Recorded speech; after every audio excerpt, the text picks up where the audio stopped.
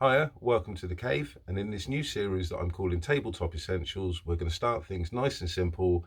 Let's just make a dice tray.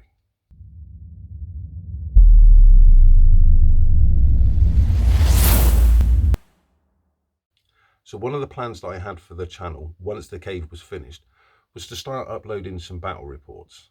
Now I've had a couple of test games with a new player, just to test out the camera angles and lighting and everything else, and something became apparent, and I've noticed it in other new players as well, and that's how they roll dice. Now you may have seen this before, but it seems to me to take two forms. They'll either hold the dice up here and then release them over the table, or they think they're at some sort of casino and they roll the dice and send them flying. One or two things will happen. They'll either move models or knock models over, or they'll get sort of mixed up with other dice you've got by the side that you're not using. There's a couple of ways around this. You can make a dice tower. This is mine. I made this a while ago, and with a dice tower that looks like this, one of the benefits is you can actually make it part of the terrain. However, this is a little bit more complicated than I had in mind for this first episode of Tabletop Essentials. So we're going to make a simple dice tray out of this deep box frame that I bought from the range for about £4. Once you've removed the cellophane, it's just a case of lift up the 4 tags, and then you can use the bit that would normally hold it to the wall to pull out the cardboard. Now be careful, there is glass in it, obviously you don't want to break that. We're not using the metal thing, so you can throw that away, but we will be using this a little bit later on, so keep hold of it. The next stage is to remove the glass. Now this isn't too difficult, but obviously it is glass, so be careful. Inside the frame, you've got these little batons that hold the glass in place. All you need to do is just take a screwdriver and just pop these out, like so. They're not held in by anything major, just a couple of tabs. Pop them out like that.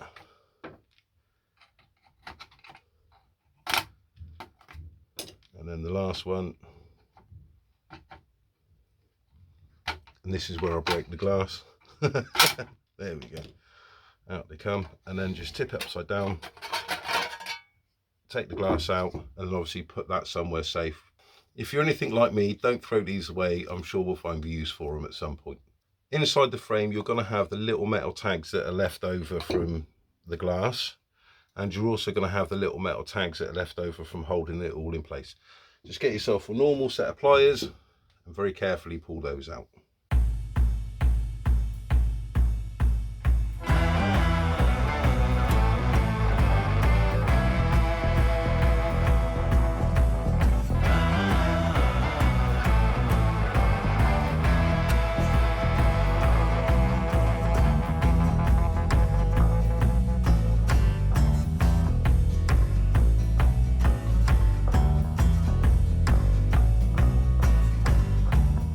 At this point, you could in fact stop. It performs perfectly well as a dice tray, and you can just pick it up and move it around your terrain.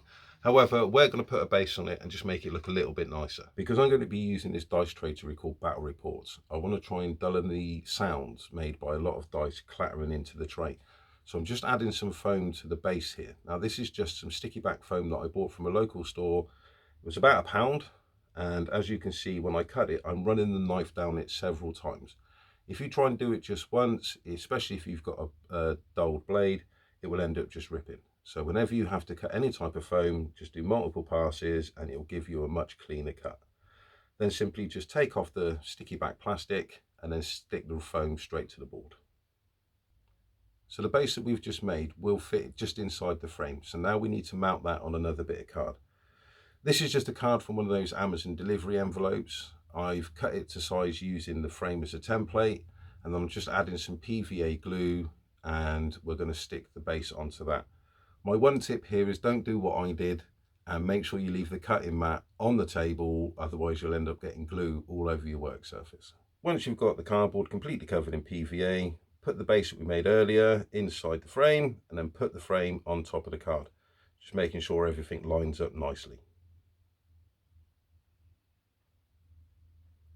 Give it a quick press around the outside just to make sure it's all done.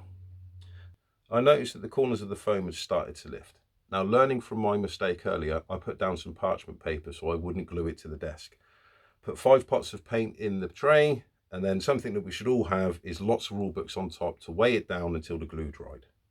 Once the glue's had the chance of drying, just take the weights off, and what you're left with is a nice simple little dice tray that solves the problem of over-enthusiastic dice rolls knocking minis flying or getting mixed up with other dice, and it costs about £5. You can leave it black, you can paint it any colour you want, you can put different colour foam inside it, you can totally customise it, but for this video I just wanted to keep it nice and simple. Don't forget to check out one of the other videos that's linked on screen at the moment, and I'll see you next time in the cave.